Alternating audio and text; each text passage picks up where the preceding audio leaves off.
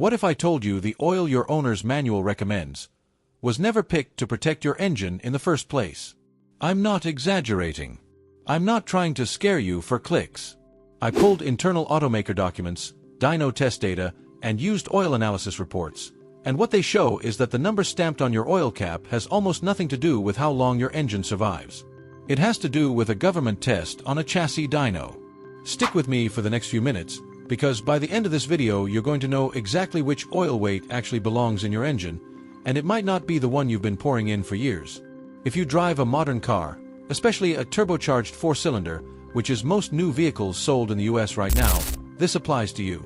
We're going to break down 3 viscosities, walk through what each one actually does inside a running engine, and finish with a simple decision guide so you know which oil fits your driving, not your dealership's fuel economy sticker. Number 1. Why viscosity even matters. Quick refresher, because this trips people up. That code on the bottle, say 0W-20, isn't a brand or a quality grade. It's a description of how the oil behaves at 2 different temperatures. The number before the W describes cold flow, how quickly the oil gets moving and reaches your bearings and cylinder walls at startup. Lower number, faster flow when it's cold. The number after the W describes how thick the oil stays once your engine is fully warmed up and under load. Higher number, thicker film, more cushion between metal surfaces moving at thousands of RPM. That's it. That's the whole code. And almost every decision an automaker makes about that number comes down to one trade-off: protection versus friction. Think of it like clothing for a cold morning versus a hot afternoon. A thin jacket lets you move fast and stay comfortable, but it won't do much if conditions turn brutal. A heavy coat keeps you protected when things get extreme, but you're overheating if you wear it on a mild day. Engine oil is doing the exact same balancing act, except the weather it's dealing with is happening inside a block of spinning metal at a few thousand RPM, with combustion temperatures just inches away. Number 2. Where the 0W-20 standard actually comes from. Here's the part most channels skip. In the US, automakers are scored on fleet-wide fuel economy under CAFE standards, corporate average fuel economy. Falling short of those targets carries real financial penalties. Thinner oil reduces internal friction, and reduced friction shows up as a small but measurable bump in fuel economy test numbers. That's not a conspiracy theory, it's openly discussed in the industry, and it's the reason you'll often see the exact same engine spec'd for a thicker oil in markets that don't use the same fuel economy test cycle. The hardware doesn't change. The regulatory environment does. That doesn't mean 0W-20 is wrong. It means it was optimized for a specific number on a spec sheet, and engine longevity wasn't the only variable in that equation. And to be fair to the automakers, this isn't some shady backroom decision. The math genuinely works on a fleet level. Shaving even a fraction of a mile per gallon across millions of vehicles adds up to real compliance savings. The problem is that what's good for the fleet average, and what's ideal for your specific engine over 150,000 miles of real-world driving aren't always the same question. Number 3. What actually happens inside the engine? So what does that trade-off cost you in the real world? Thinner oils shear, meaning their actual in-use viscosity drops below the rated number, faster than thicker oils, especially under sustained heat. In stop-and-go traffic, in summer heat, in a turbocharged engine spinning a turbo at well over 100,000 revolutions per minute and cooling it with nothing but oil flow, that shear matters. When oil thins out faster than expected, the film between moving parts gets thinner too. Over tens of thousands of miles, that shows up as elevated wear metals in an oil analysis: iron, aluminum, copper, even if everything looks fine on a dipstick. This is exactly why turbocharger manufacturers like Garrett and BorgWarner publish minimum viscosity recommendations for turbo durability, and why you'll see plenty of techs running something heavier than the factory fill spec once a car is out of warranty. It's worth picturing what this actually looks like in real life.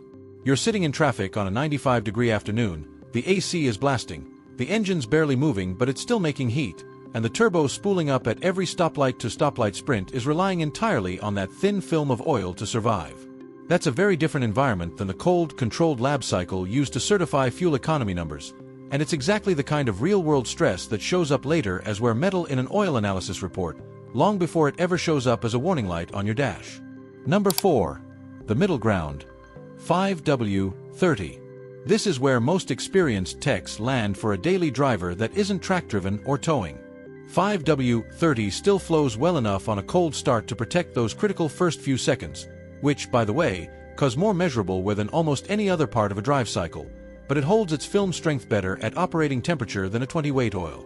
In moderate to hot climates, with mixed city and highway driving, and especially in a car you plan to keep well past 100,000 miles, 5W-30 is the oil most independent shops quietly default to, even on cars factory-filled with 0W-20, provided the manufacturer doesn't have a hard tolerance requirement that specifically demands the thinner oil. Ask around at any independent shop that's been open more than a decade, and you'll hear some version of the same answer. The technicians who actually service these engines, the ones who pull oil filters apart and look at what's inside, tend to trust 5W-30 as the safe middle for the majority of daily driven vehicles. It's not flashy. It's not the number that gets you the best EPA sticker. It's just the one that tends to keep engines running clean for the long haul. Number 5. The heavy hitter. 5W-40. 5W-40 is the oil you reach for when load and heat are the dominant story. Towing, track days, mountain driving in summer, or a turbo engine that's regularly working hard. It holds film strength under sustained high temperature better than anything lighter, and it resists shear extremely well. The trade-off: more internal drag at startup and during light, easy driving. If your hard use is a 10-minute commute to the office, you're paying a small efficiency penalty for protection your driving never actually calls on.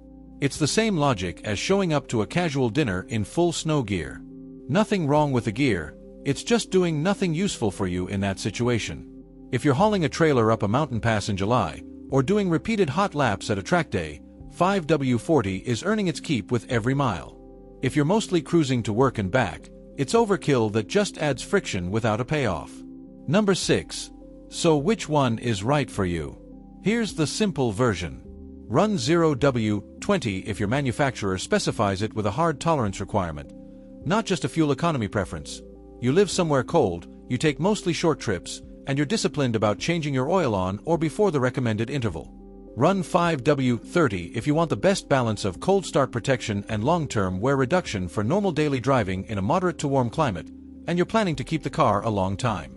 Run 5W-40 if you tow, track, or run a turbocharged engine under consistently heavy load, especially in hot climates. Number 7. The part nobody talks about. Before you go change your oil based on viscosity alone, here's the thing almost no one mentions. Viscosity is only half the story. The other half is the additive package, the detergents, dispersants, and anti-wear compounds that actually do the chemical heavy lifting once the oil is hot and under load. A premium 5W-30 with a strong additive package will often outperform a bargain bin oil at the ideal viscosity for your engine. That's a separate video, but keep it in mind before you assume the number on the bottle is the whole answer. Look, there's no universal best oil. There's a best oil for your engine, your climate, and how you actually drive it. The number on your cap was chosen with a lot of considerations in mind, and not all of them were about your engine's lifespan. Now you know enough to make that call for yourself instead of just grabbing whatever's cheapest on the shelf. If this helped you understand what's actually happening under your hood, drop a like, subscribe for more car care breakdowns like this, and let me know in the comments what you're running and why. I read every one. See you in the next video.